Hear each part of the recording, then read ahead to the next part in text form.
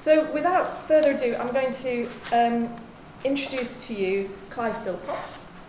Clive is a writer, curator and former art librarian with an ongoing specialist interest in artist publishing.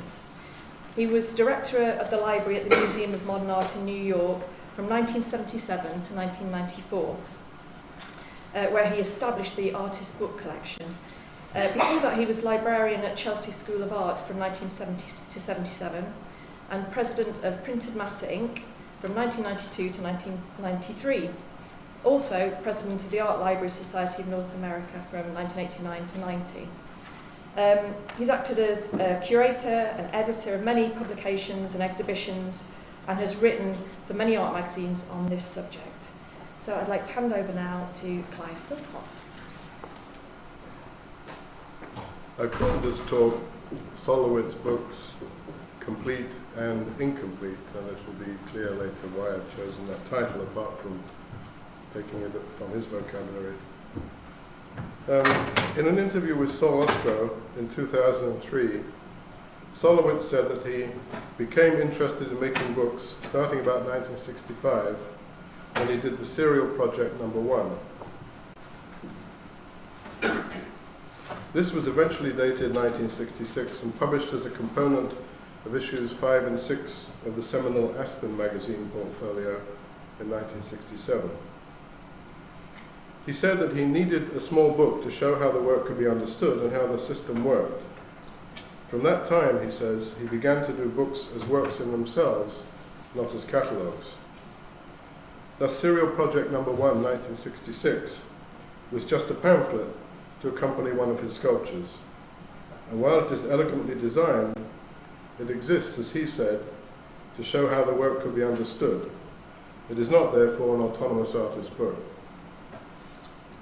And in parentheses, I think it's worth saying, apropos of the word design, that a bit earlier, around 1960, Sol LeWitt was practicing as a graphic designer at precisely the same time as another significant book artist, Ed Ruscha, was working in graphic design. So two major artists who made books came out of that sort of background. Sol LeWitt's next book project was more significant for his subsequent history as a bookmaker. He was invited by Seth Siegelau, along with 6 other artists, to contribute 25 pages to what has been familiarly called the Xerox book, which is, as you will see, actually titled Carl Andre, Robert Barry, Douglas Huber, Josef Kossuth, Sol LeWitt, Robert Morris, Lawrence Weiner. It was published by Siegelau with John Jack Wendler in New York in December 1968. Because of the publisher's discriminating choice of artists, the timing of their publication during the emergence of conceptual art, and the powerful yet spare contributions, this book is a milestone publication. It is also an early example of the use of the Xerox machine in the production of art. It was initially intended that each of the 25 original Xerox pages from each artist would be Xeroxed again as many times as would be necessary to produce an edition for binding. It was soon apparent, however, that at the time it would have been a very costly endeavour, so that ultimately the original single Xerox copies were produced by photo offset. So it isn't really a Xerox book at all, except in origin, and eventually was bound up to make 1,000 offset copies. Robert Barry, Robert Morris and Lawrence Weiner would seem to reproduce just one page 25 times. Douglas Huber plays some perceptual games with the page, which are very amusing, while Josef Kossuth successively deconstructs the process of making the book. Carl Andre and Sol LeWitt, however, use the pages to articulate a sequence of images. Carl Andre wittily performs one of his scatter pieces on the platen of the Xerox machine, starting with a single small cube of wood or plastic, and then adding one more after each print, ending up therefore with 1 cube on the first page and 25 cubes on the last page. While Sol LeWitt draws 4 sets of 4 squares on each page inside a margin, but makes permutations of each of the 4 varieties of drawn lines within the squares to generate 24 different images. This is the 25th image to explain, as he often does, his method. This drawing exercise was very fertile for Sol LeWitt.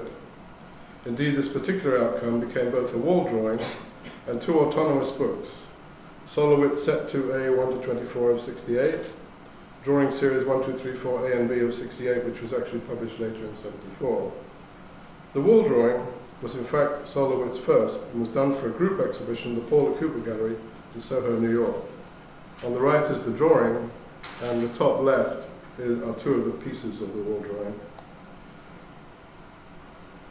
The group exhibition was in fact in October 68. A lot of things happened at that period for Sol, and it was to benefit the Student Mobilization Committee to end the war in Vietnam.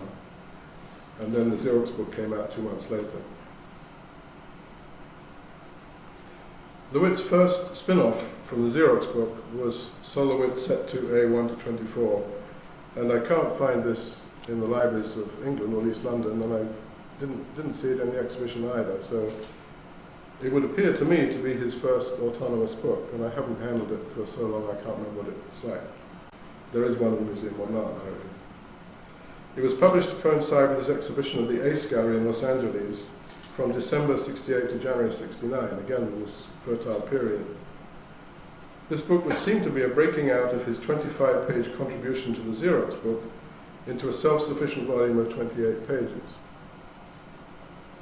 We might consider Set 2A 1-24 to be LeWitt's preferred version of the work he contributed to the Xerox book, especially since the new booklet is not only self-contained but is also square. His first publication, Serial Project No. 1, was also square, while his contribution to the Xerox book was not, since he had agreed to work within the restrictions imposed by the limits of the Xerox machine, which used standard-size American stationery, 8.5 by 11. This would seem to be a compromise that LeWitt subsequently rectified in Sol LeWitt Set 2A 1-24. Thus, this seems to be his first autonomous book, or artist book, which was published on the occasional exhibition, but is clearly not an exhibition catalogue. And it's of 4 squares within a square, multiplied 4 times within a square page format. This overall plan sets out the schema for nearly all LeWitt's subsequent artist books.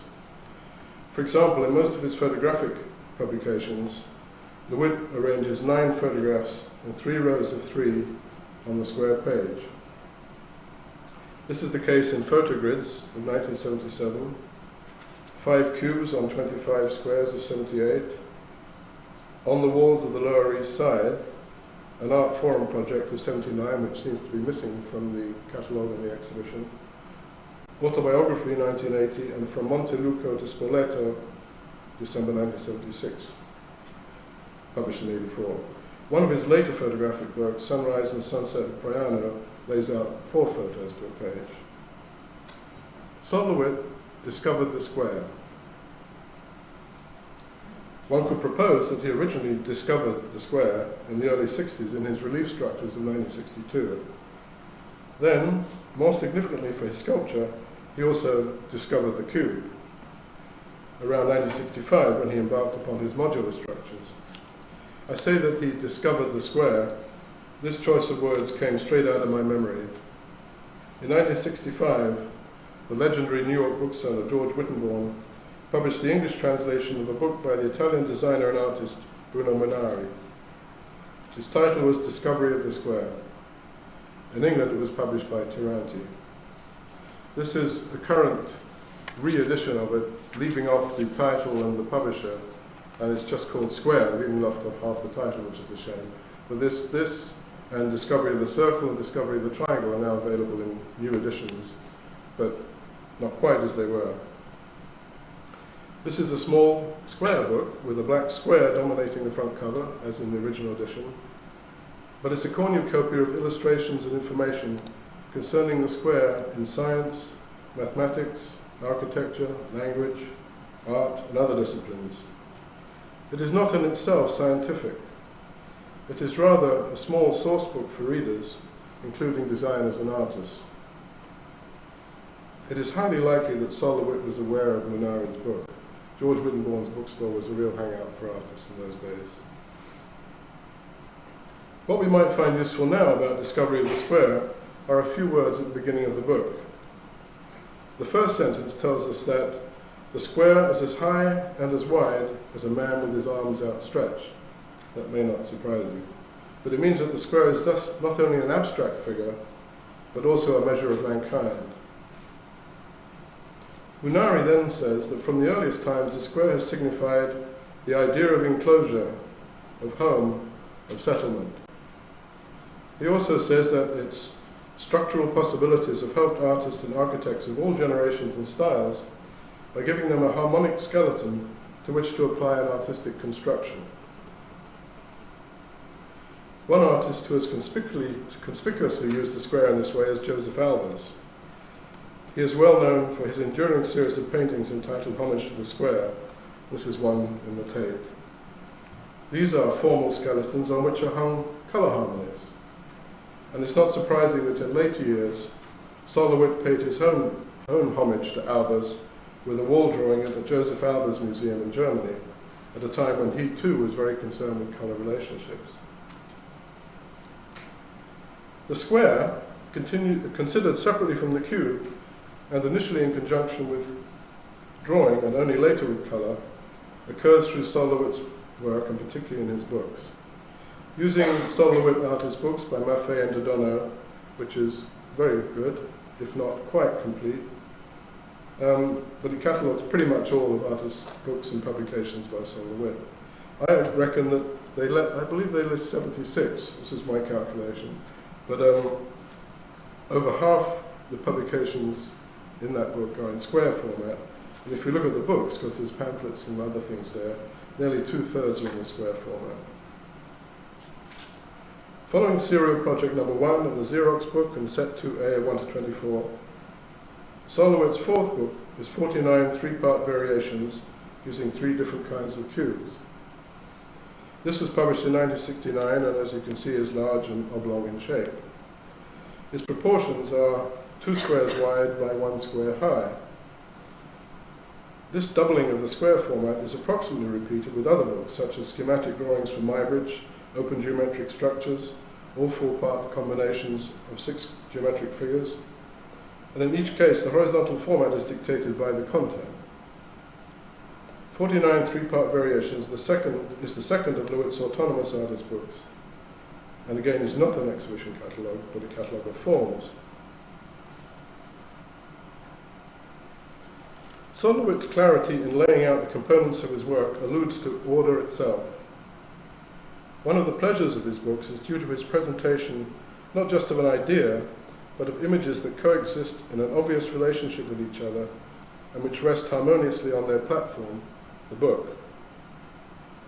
Despite LeWitt's claim that conceptual artists are mystics, it seems to me that what Sol LeWitt does in his early books is rational and not mystical.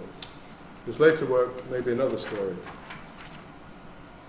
In making this contrary assertion, I am comforted by another remark of LeWitt, that the artist may not necessarily understand his own art.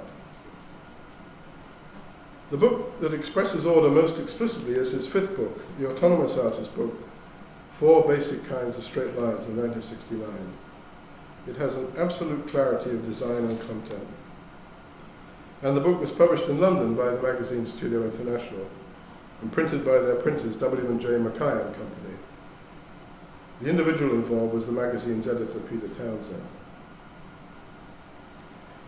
This front cover of 4 Basic Kinds of Straight Lines is an exemplary statement of the compositional elements: vertical lines, horizontal lines, and the 2 sets of diagonal lines. The proportions are immaculate. The back cover, in turn,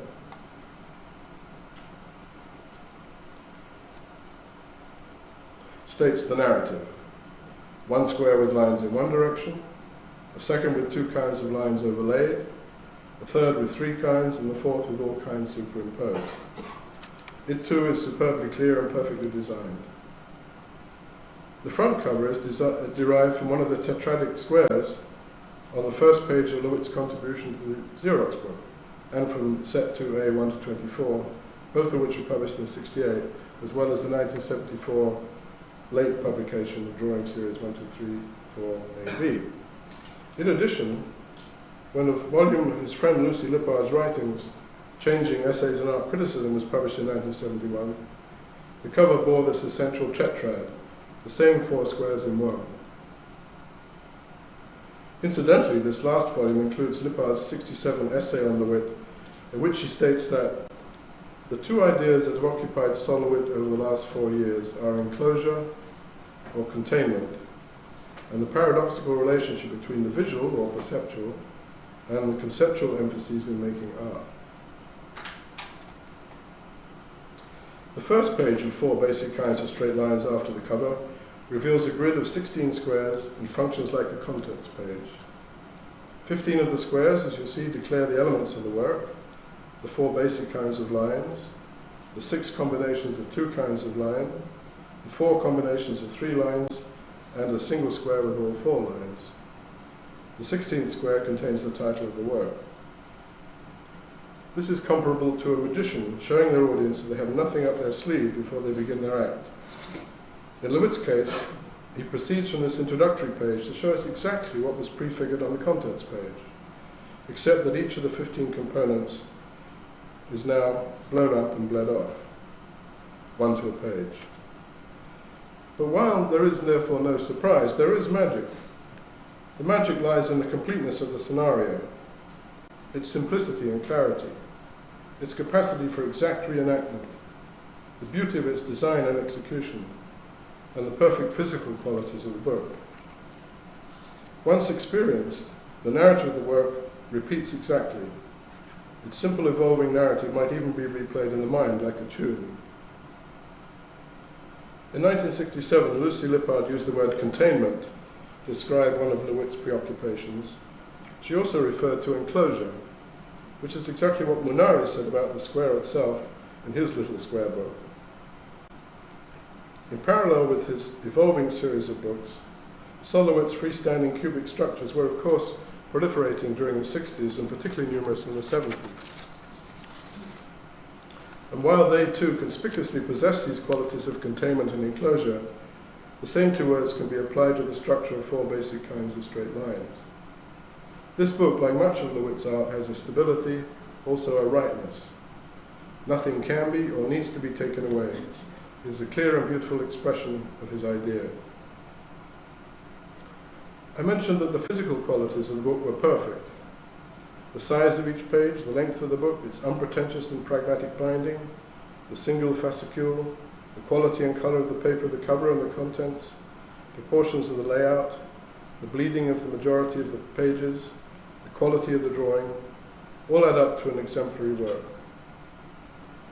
The tetradic drawing presented on the cover is immensely satisfying in its inevitability, the weight of its constituent lines, their frequency, the tone that they collectively convey, and the space that they occupy as a 4-part figure. The texture of the drawing, especially the fields of crisscrossing lines in the interior of the book, reminds me of engravings. The engraver that I'm most aware of is the artist William Hogarth, pictured here by himself, a painter who, like Sol LeWitt, had ambitions to disseminate his work widely, though in his case, not by means of inexpensive booklets, but by means of multiple engraved copies of his paintings. And I chose this one from The Idle Apprentice because at the back, on the right, near the horizon, is this Sol LeWitt triangular structure. Every time I look at his engravings, I stop at this. And I saw this same engraving in the Millennium Gallery for sale for 50 quid, if you're interested. Anyway, moving on. If one looks at details of Hogarth's prints, particularly his renderings of architectural details, such as windows and doors, and columns and steps and facades, one observes a regularity of line and shading and hatching, which when isolated resembles the transparent abstractions of LeWitt. I'm sure that there are many other examples of engravers and engravings that one could employ in this context. And given that LeWitt once worked as an architectural draftsman, one might cite architectural engravings. But I'm encouraged by citing Hogarth by one small fact. If one peers into a corner of one of the pages of LeWitt's Autobiography, third along from the left, one sees the image of one of the 2 prints. Hello?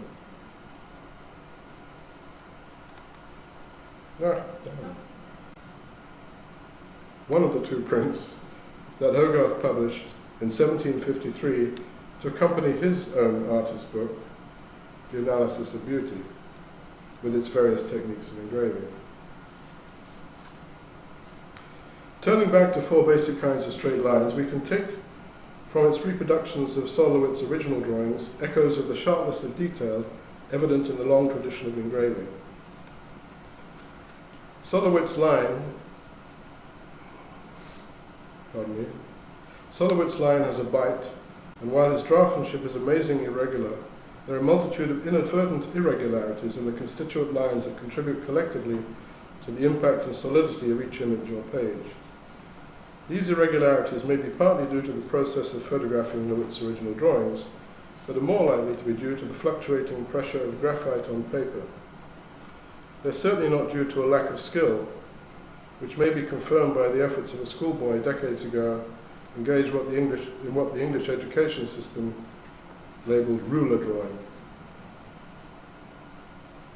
In 1971, 2 years after the publication of Four Basic Kinds of Straight Lines, the Lisson Gallery in London published Four Basic Colours in their combinations. This was LeWitt's first book to employ colour printing, and while it is virtually the same as the earlier monochrome book published by Studio International, it effectively colour codes the four original modes of shading. Unfortunately, it was poorly produced in that it was crudely stapled from the side. You can see this. The one in the show is even loose leaf, so I don't know what happened there. This fact may have contributed to LeWitt's decision to publish a combined version of these two books, Four Basic Kinds of Lines and Colour, a few years later in 1977. Whereas the first of these three books had all the black and white images printed on the right side of the opening, this third book placed black and white on the left and colour on the right. The textures of the full-page bleeds are beguiling, with the minute irregularities of the straight lines intermingling with their contraries, produce a subtle incidental moire effect. Sol LeWitt went on to make several more books using a vocabulary of lines with colour. Sorry, this seems to be delayed.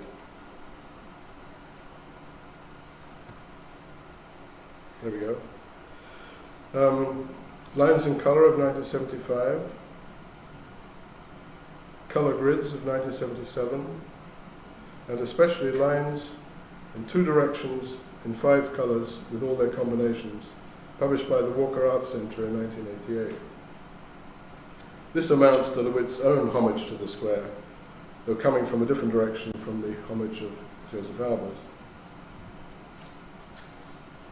By 1974, when Sol LeWitt published drawing series 1, 2, 3, 4 AB, deriving from 68, and from the Xerox book, the landscape of artist books had already consolidated.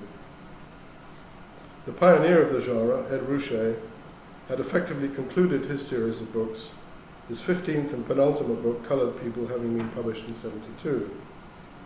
He was to publish only one more book in this vein, Hard Light, with Lawrence Weiner in 1978.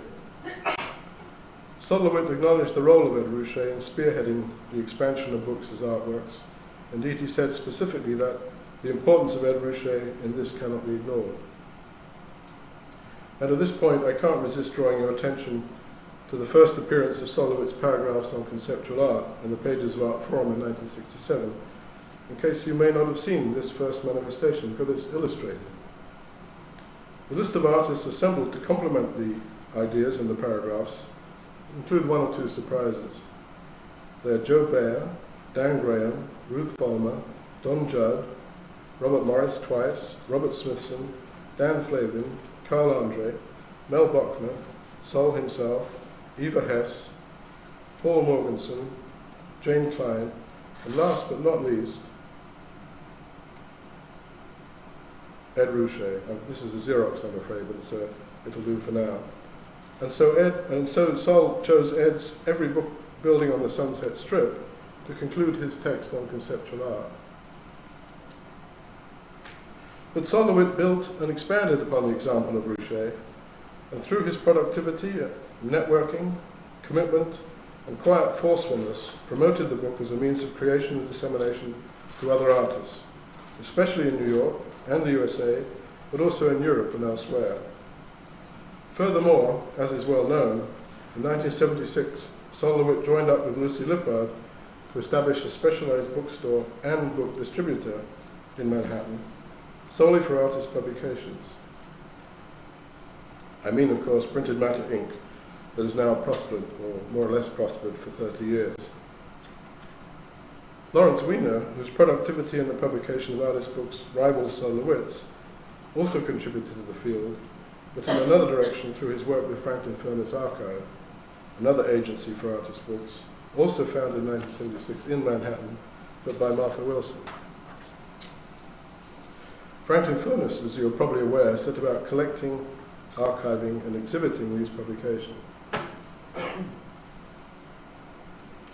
In 1977, Sol LeWitt marked a decade of bookmaking by beginning to utilize sequences of photographs in his books. For example, Brick Wall and photo grids. The photo sequences in these books are basically open series. The inclusion of particular photographs, particularly in photo grids, seems almost arbitrary. This is in marked contrast to those of his earlier books that embodied sequences, since most of these were complete, closed series. In his earliest books, Sol LeWitt generally explored an idea to its logical conclusion along the lines of his well-known 1967 statement in Paragraphs on Conceptual Art that the idea becomes the machine that makes the art. It would seem that a decade after this declaration, and a decade after his first book, Zero Project No. 1, Sol LeWitt was ready to pay more attention to subjectivity. He had, of course, also said in 1967 that to work with a plan that is preset is one way of avoiding subjectivity. In 1977, with the end of this first decade of publishing, Sol LeWitt was also engaged in planning his mid-Keir retrospective at the Museum of Modern Art in New York, which opened early in 1978. He was also designing the catalogue. It seems reasonable, then, to conclude that for him it marked a period of taking stock of his achievements. What is more, his life was also changing. He had met Carol Androcchio in 1975, just after he bought a house in Spoleto, a town 80 miles north of Rome. Furthermore, Sol and Carol moved to Spoleto in 1980 and married in 1982. By 1985, they had two daughters, Sophia and Eva. Looking back much later in 2003, Sol LeWitt said, "I reached a point in the evolution of my work at which the ideology and the ideas became inhibiting. I felt that I had become a prisoner of my own pronouncements or ideas. At that point, I had moved to Italy." These remarks actually compress a few years, but the fact that Sol LeWitt acknowledged a change in his attitude to making art at the end of the 70s is paralleled by a change in his way of making books. It's possible to say that around this time, beginning with the photographic books, LeWitt forsook completeness in the narratives of his books and began to accept incompleteness. The later books are not often as self-contained as the earlier ones, in that the structures that previously underpin them are frequently absent. There is a randomness about his photographic books, in that they tend to become just thematic collections of images, almost source books, whether for grids or chickens, sunrises and sunsets, or urban and rural panoramas. In a way, they echo the role of Bruno Munara's Discovery of the Square and Discovery of the Circle. They are catch-alls for designated phenomena. Returning to the Brick Wall of 1977, it does have a coherence, but this coherence is dependent simply on the repetition of the image, albeit subject to the randomness of sunshine and cloud, morning and evening. Photo grids, also of 1977, is, however, just a family of images. An uninformed viewer might have thought that Sol LeWitt was just a graphic designer who had set out to package a theme, and with the help of his distributor, in this case Rizzoli, dispersed it to countless coffee tables. But in 1980, Sol LeWitt published his third discursive photographic book, Autobiography. This is not just a semi-arbitrary collection of images in this case, but may be taken to represent another aspect of LeWitt's taking stock of his life and work in the period leading up to 1980 when he moved to Spoleto, further to his preparations for the 1978 retrospective. Autobiography gives the impression the camera that creates the images might actually belong to an alien or a robot, nosing around in Sol LeWitt's environment and examining and reporting almost indiscriminately on just about everything visible from its point of view. Autobiography differs from most of LeWitt's other photographic books because it implies a kind of invisible connective tissue that binds the images together into a whole. It might be said to have achieved a kind of complete incompleteness that amounts to an oblique autobiographical record of his life on the cusp of change. And it was this book, amongst others, that prompted Rosalind Krauss to characterize some of the matter in his work of the objective pole being flooded by a sense of its subjective opposite.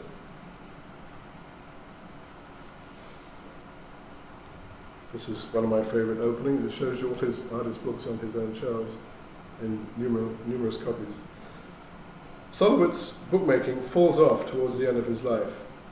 If we take the current catalogue, Sol LeWitt Artist Books, as a complete list, 76 of his publications are included, though admittedly some of these, like the Art and Project bulletins, are not books. Simple arithmetic reveals that over half of LeWitt's publications, namely 39 of them, were published in a single decade, between 67 and 76, which was the first of 4 decades of production, almost literally 4. In his last decade, only 3 books were produced. There must be many reasons for this decline, and some purely pragmatic. For example, Sol LeWitt's reputation had soared, and he was receiving more and more commissions for wall drawings and structures from all over the world, and more requests for exhibitions. In addition, he now had a family. I have linked this decline in his outlook of books to his abandonment of the development of finite series and introduction to his photographic books. Perhaps we can also recognize that in his work, as in his life, he gradually relinquished the 2 characteristics of his early work that Lucy Lippard identified, enclosure and containment, and as Rosalind Krauss observed, moved from the objective to the subjective. Sol LeWitt did not completely abandon his earlier preoccupation with finite series and with variations. His later books, not to mention his structures, which is another story, such as Geometric Figures in Colour of 79, also Lines in 2 Directions and in 5 Colours and all their combinations, and Cube of 1990, all carry forward his early achievements in a relaxed and full-bodied way. But these books, and a few others, are paralleled by others that straddle order and randomness, such as Ligne Forme, Black Gouache, Flat and Glossy Black of 1998. Given the loss of logical structures in his books, and the increase in his photographic image anthologies, Sol LeWitt would have seemed to have veered from making bookworks to simply designing books for reproductions, as with photogrids in one direction, and the 1996 100 Cubes in another. Perhaps Sol LeWitt understood this and realized that he had less use for book structures at this stage in his evolution. But while we might regret this loss of artist book ideas, his other work was massively expanded and blossomed incredibly. His late wall drawings and murals and polychrome structures are astonishing, joyful, and celebratory. Books seem simply to have taken a back seat to them. While he was discovering his potential in the 60s and 70s and slowly unfolding his ideas of series completeness, his works on paper and his books helped him to articulate ideas that also became possibilities for both wall drawings and structures. With the discovery of full-blooded colour, and perhaps the art and climate of Italy, as well as the different way of life, Sol LeWitt no longer needed to observe closed orders, but could embrace subjectivity, openness, incompleteness, and the uncategorizable. Thank you.